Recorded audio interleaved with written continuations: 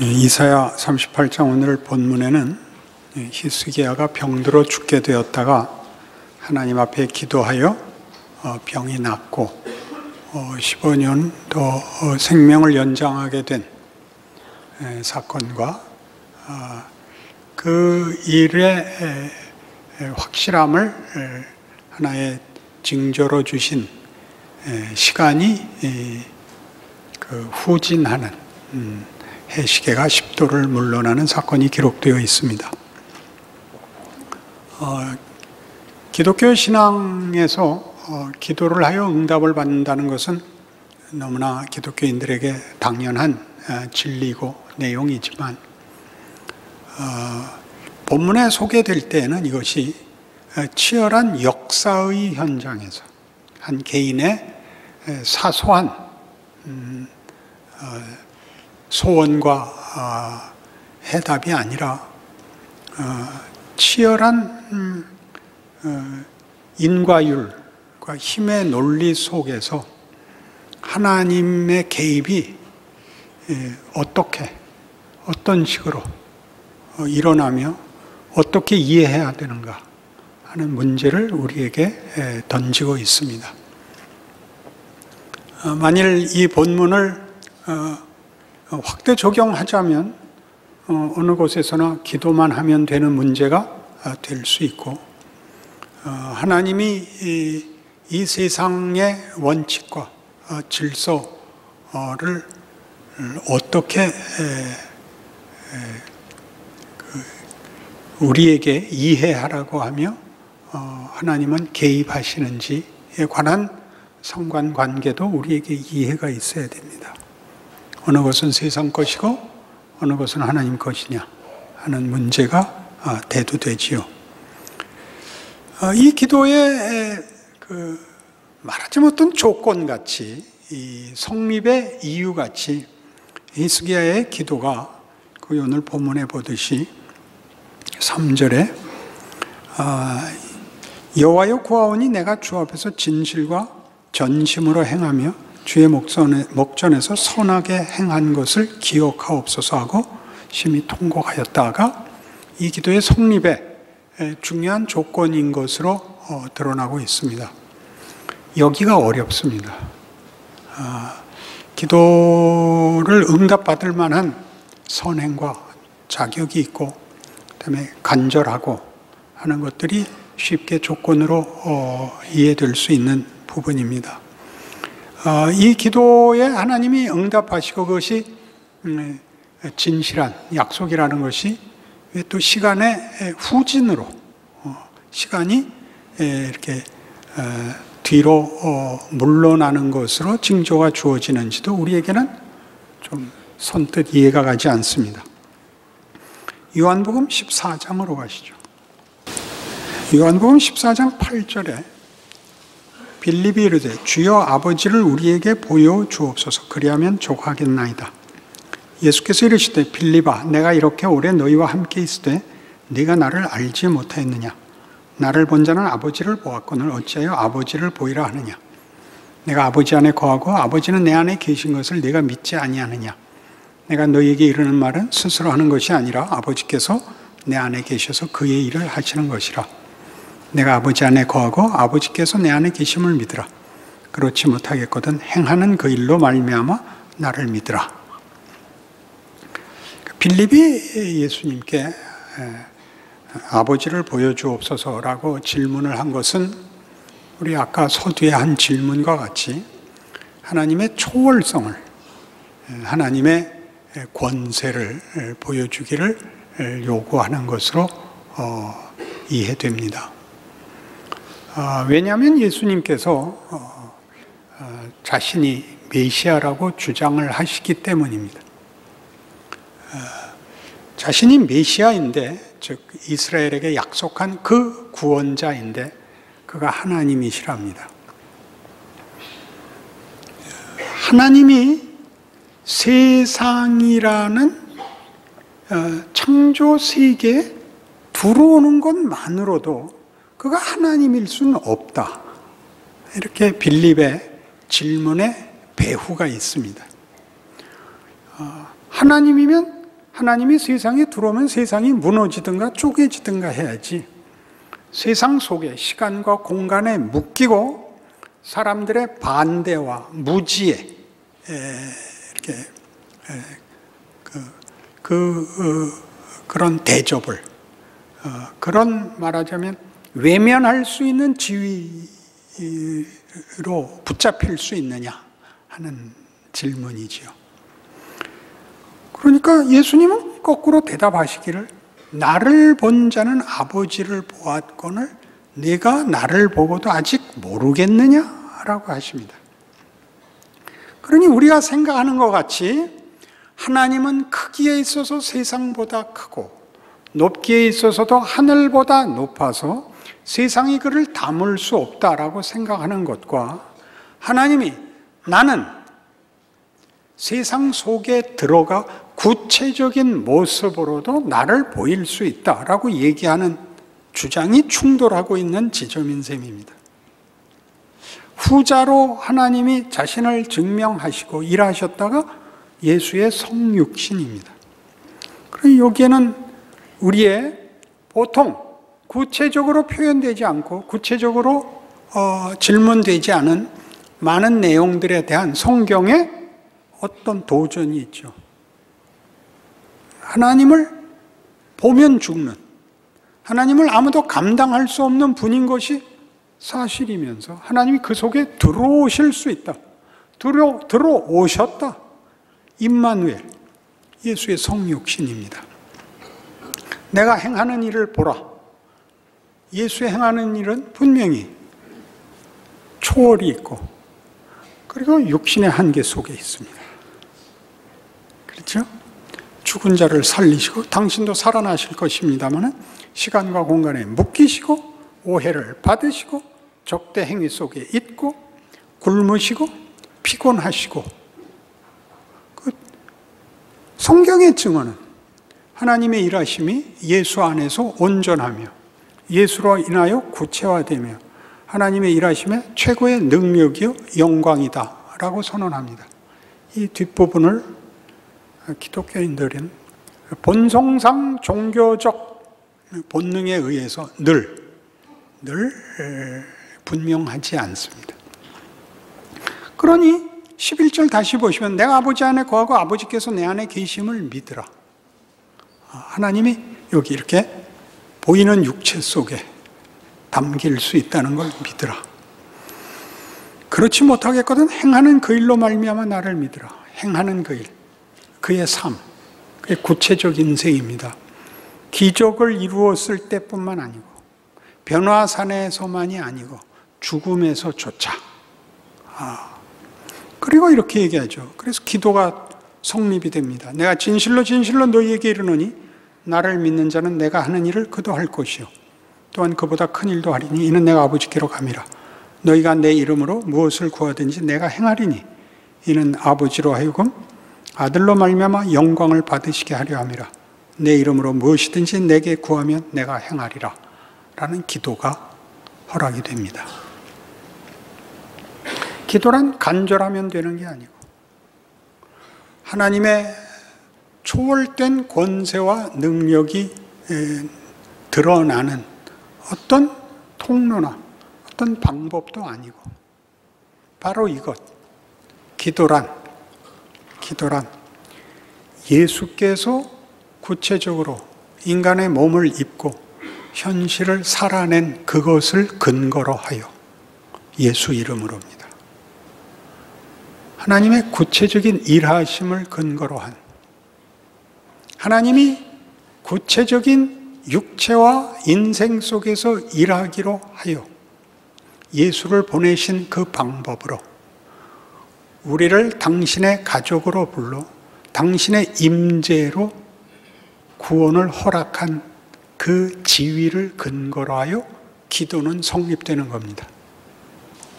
요한복음 17장, 예수께서 이 말씀을 하시고 눈을 들어 하늘을 우러러 이르시되 아버지여 때가 이르러 싸우니 아들을 영화롭게 하사 아들로 아버지를 영화롭게 하게 하옵소서.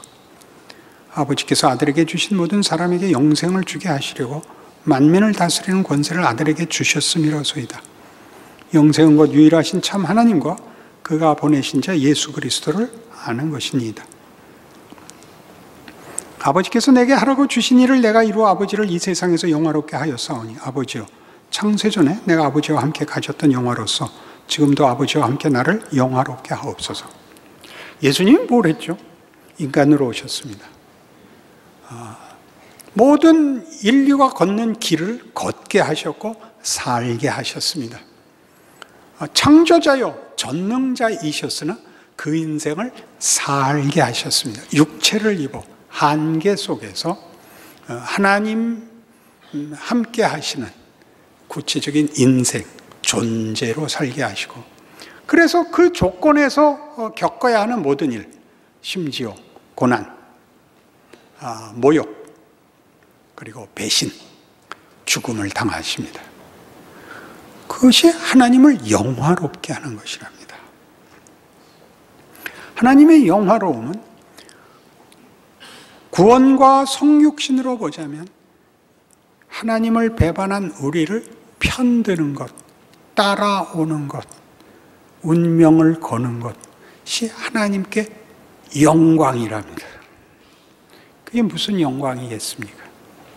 하나님이 자신의 영광을 우리가 아는 것 같은 다만 심판, 다만 세력, 다만 고함이 아닌 우리를 편드는 것을 당신의 최고의 영광으로 삼으시겠다는데 뭐가 불만이십니까? 기독교 신앙의 최고의 특성이 뭐죠? 사랑이죠. 용서입니다. 대접입니다. 우리를 대접하십니다. 우리가 뭘 잘했다는 겁니까?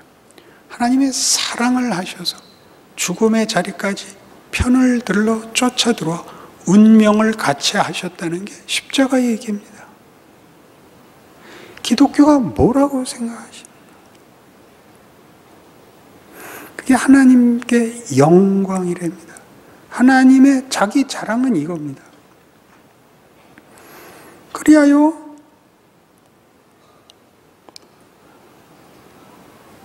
오절에 보듯이 아버지요 창세전에 내가 아버지와 함께 가졌던 영화로서 지금도 아버지와 함께 나를 영화롭게 하옵소서. 그 길을 걷는 예수님도 그 길이 영광이랍니다. 영광이랍니다.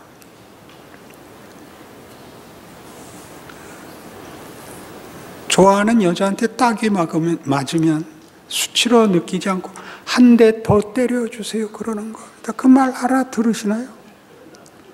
알아들으십니까? 한 번 더 만져주세요죠, 그게. 무슨 맞는 거겠어요?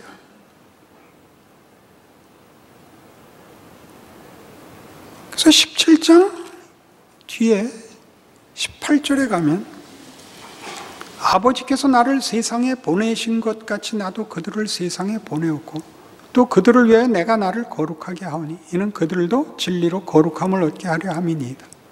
내가 비옵는 것은 이 사람들만 위함이 아니요 또 그들의 말로 말미암아 나를 믿는 사람들도 위함이니 아버지요 아버지께서 내 안에 내가 아버지 안에 있는 것 같이 그들도 다 하나가 되어 우리 안에 있게 하사 세상으로 아버지께서 나를 보내신 것을 믿게 하옵소서.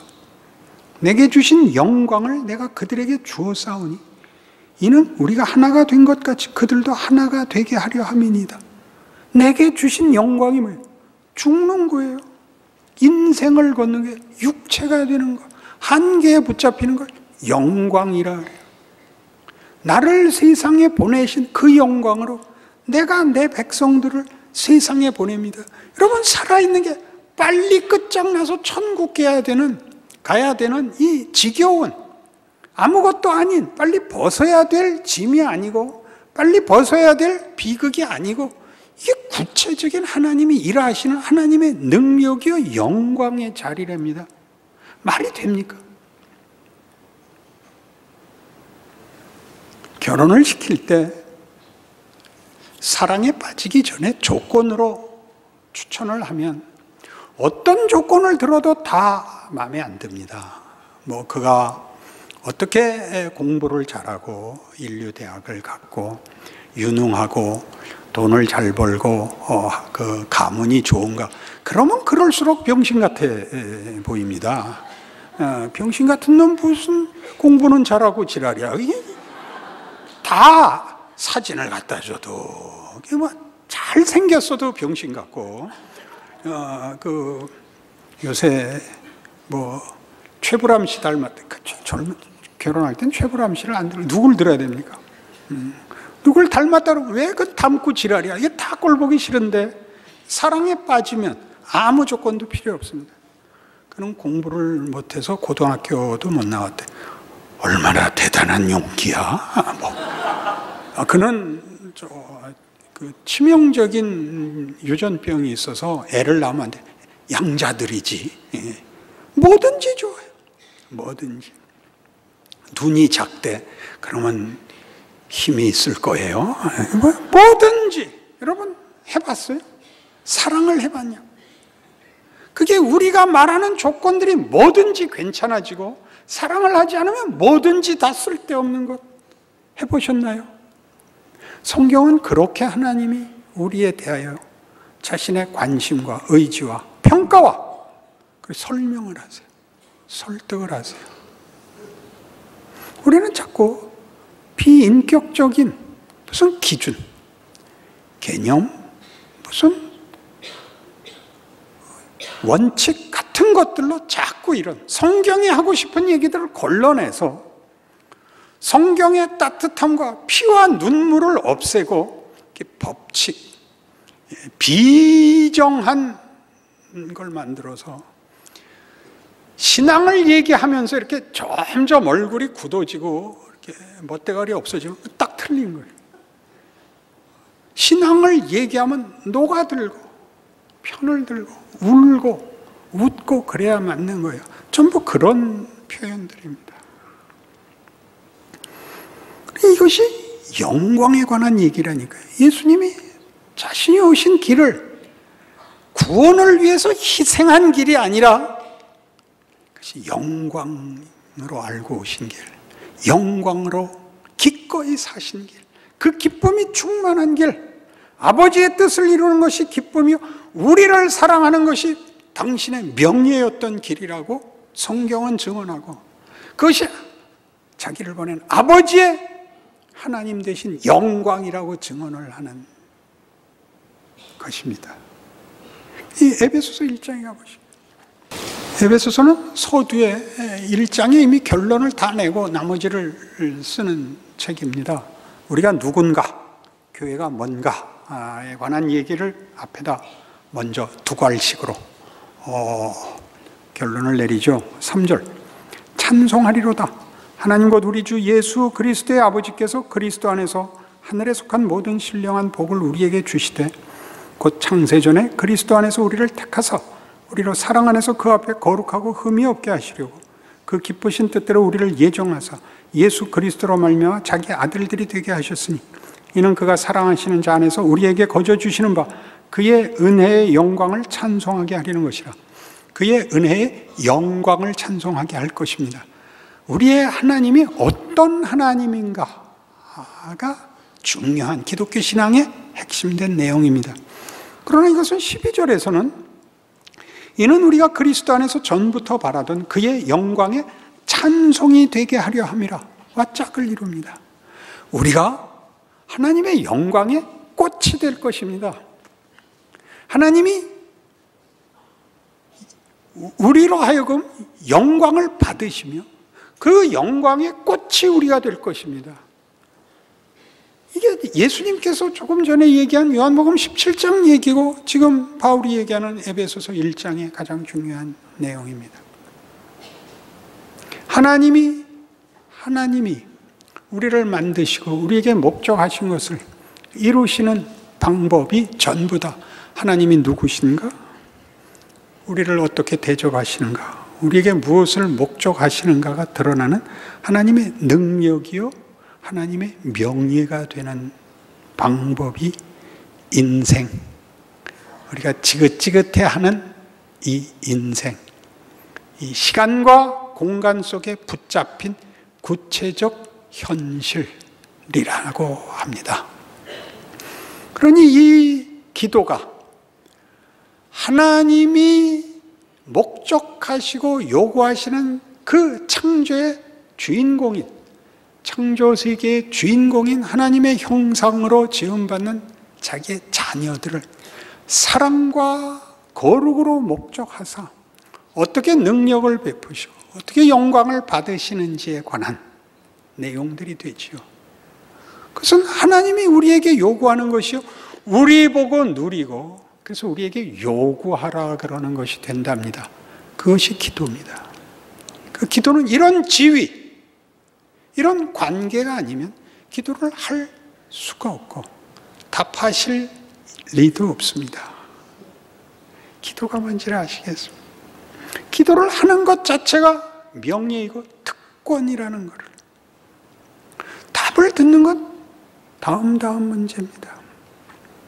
답을 안 하실 리 없습니다. 그 아들을 십자가에 매단 사랑이니까. 우리가 예수를 믿고 가장 많이 소원하는 것은 어서 썩어질 이 몸에서 실수투성이고 늘 후회하는 삶에서 벗어나 빨리 자유, 빨리 승리로 가고 싶은 것입니다. 그래서 어서 죽을 기도를 하죠. 그리고 살아있는 동안은 아직 살아있어서 생긴 일이니 이제 죽으면 다 더 이상은 안 구할 테니까 살아있는 동안 일어난 일은 어떻게 좀 해주십시오. 이게 다시는 와서 이런 기도 안 할 테니까 이 문제만 한번 봐주십시오. 기도가 이런 지위, 이런 조건에서 나오거든요. 죄송하게 짝이 없는 기도입니다만 그저 하나님 한번 봐주시면 다음엔 안 그러겠습니다. 그러니 사실 따져보면 하나님이 저를 일찍 안 불러서 이 기도도 나오게 된 거니까 그러니까 빨리 불러주십시오. 이렇게밖에는 못 가는, 우리의 넘어지고 울고 불고가 뭘 만들고 있는지, 그게 어떤 하나님의 지혜요 능력이요 영광이요 승리라는 건지 기적이라는 건지 담아낼 줄을 모르는 거죠. 구체적으로 내 인생의 가치를 예수께서, 요한복음 14장 얘기죠. 너희가 나를 믿으면 내가 한 일을 너희도 할 것이요 더 큰 일도 할 것이다. 놀랍죠? 왜요? 구체적 인생이 우리에게 주어져 있으니까 얼마든지 담아낼 수 있죠. 여러분이 겪는 모든 경우에 담을 수 있죠. 눈물로도 담을 수 있고 원망으로도 담을 수 있습니다. 뭐가 겁이 납니까? 기도할 수 있는데. 그렇죠?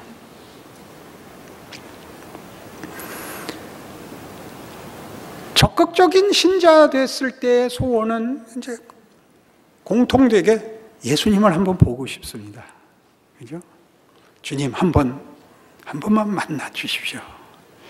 저는 이제 대표적으로 기도의 응답을 이제 적게 받은 사람 중에 하나인데, 이제 그 요구가 너무 컸던 것 같아요. 돌아보니까 사소한 것을 했으면 혹시 받았을지 모르는데 너무 굴궁거렸나 봐요. 예수님 한번 만나 주십시오. 통 안 만나 주셨습니다. 여러분 뭐 겪으셨겠지만, 그런데 들리는 간증들은 예수 만난 간증들이 있습니다. 빛나는 보좌를 봤다든가 흰 옷 입은 광채나는 분을 봤다든가, 어떤 분들은 자기가 만난 예수를 이렇게 그림으로 책을 낸 사람도 있습니다. 그 여러 경우에 다 이렇게 찬란하게 영광되게. 저도 나중에 만났습니다. 저는 이렇게 만났습니다. 제가 가장 막다른 데 도달해서 하나님 저는 끝장입니다 그랬더니 내 뒤에서 아니다 예수님이었습니다. 내가 간 가장 비참한 자리에서 더 이상의 밑바닥은 없다라고 내가 고함을 지를 때 내 뒤를 봐라, 이 꼭 예수님이었습니다. 나는 왜 이렇게 예수님이 환장하게 나타나셨냐.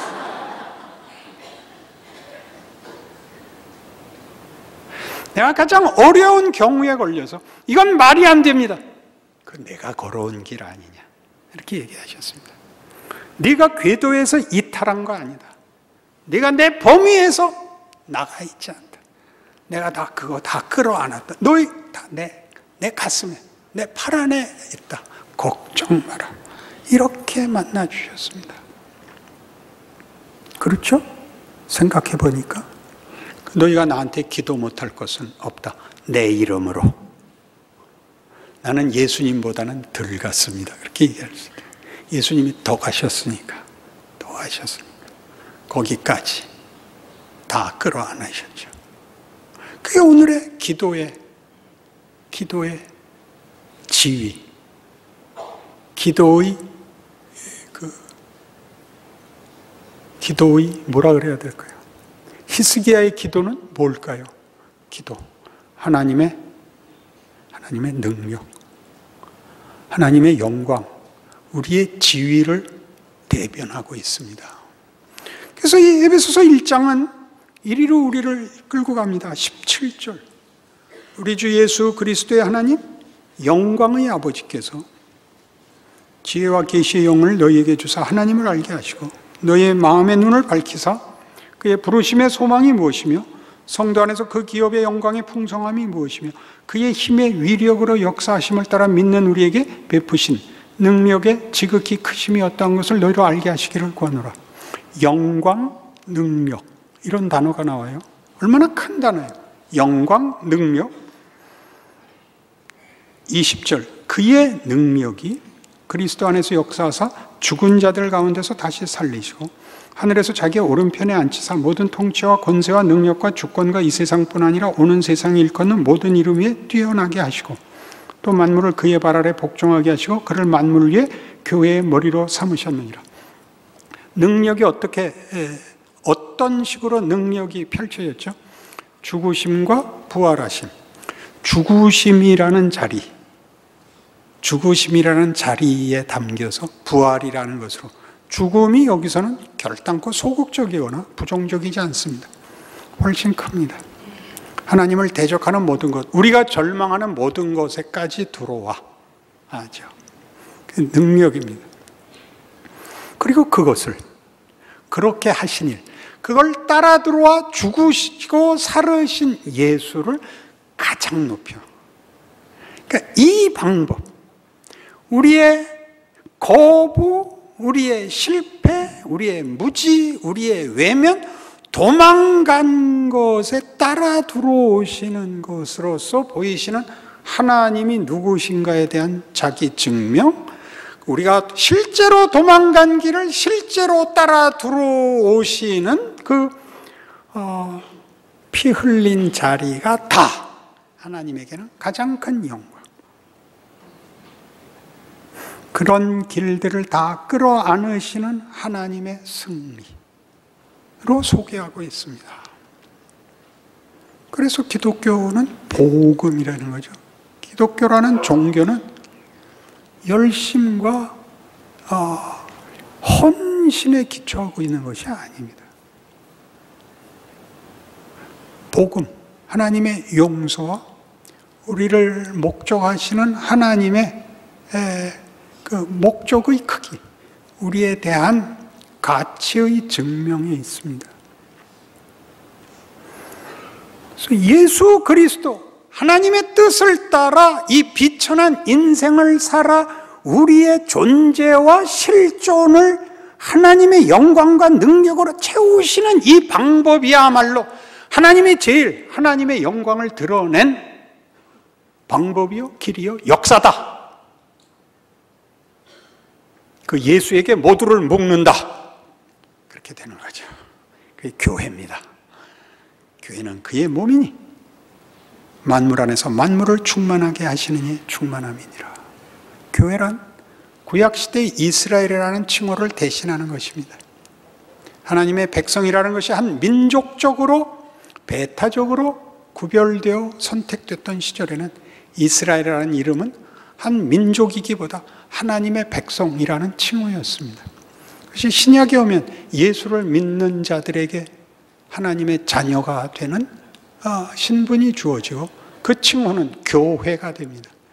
조직, 공동체 말고 예수를 믿는 모두들, 각각들, 개인들, 하나님의 자녀가 되는 모든 자가 신약 성경에서는 교회입니다.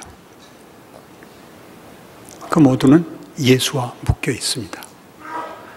예수의 하신 일과 예수께서 목적하시는 일이, 그의 뜻이 우리가 그의 몸으로 구체적 실존으로 시간과 공간 속에서, 시대와 이유 속에서, 각각에게 요구되는 조건, 정황 속에서 만물을 충만케 하시는 자의 충만으로 존재하는 겁니다.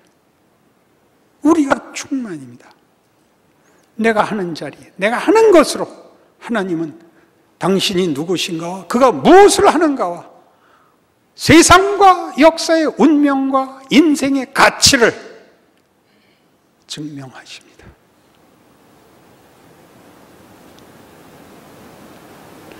결국 잘해야 되는 문제지만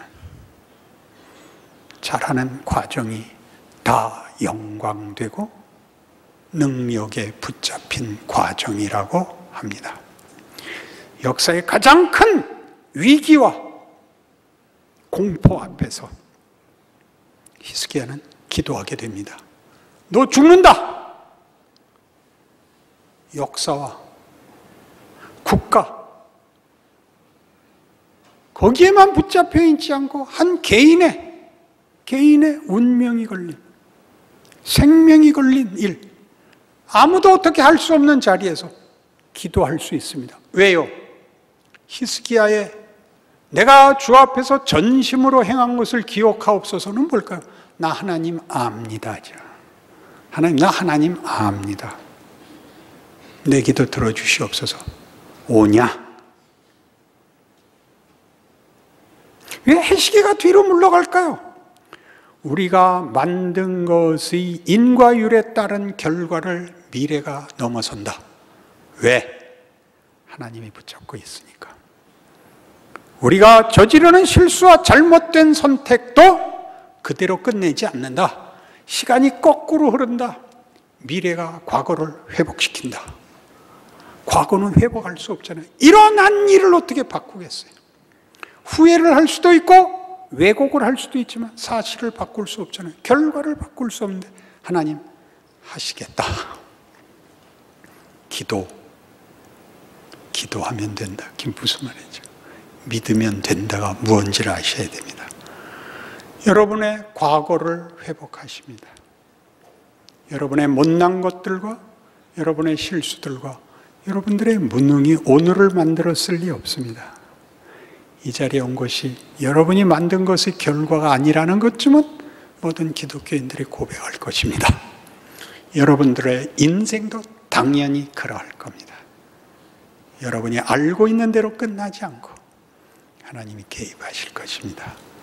여러분을 이 자리에 갖다 앉혀놓으신 하나님, 여러분이 한 것보다 더 크고 놀랍게 영광을 받으시고 여러분으로 영광되게 하실 것입니다. 기도하십시다. 하나님 아버지 은혜를 감사합니다. 우리가 다만 우리의 능력에 붙들려 있지 않고 행운에 붙들려 있지 않고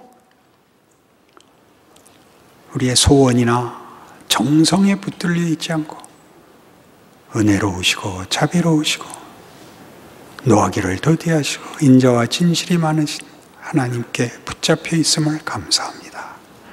하나님의 우리를 사랑하시고 우리 인생을 복 주시고 하나님의 영광과 능력으로 삼으셨다 선언하셨으니 믿음 가지고 위대하게 살게 하시고 그 기회를 자랑과 명예로 승리하는 우리 되게 하시며 우리의 눈물과 한숨도 주 안에서 회복되고 승리할 수 있다고 믿는 믿음으로 우리 인생들을, 우리가 사는 역사를 담아내는 귀한 인생 되게 하옵소서.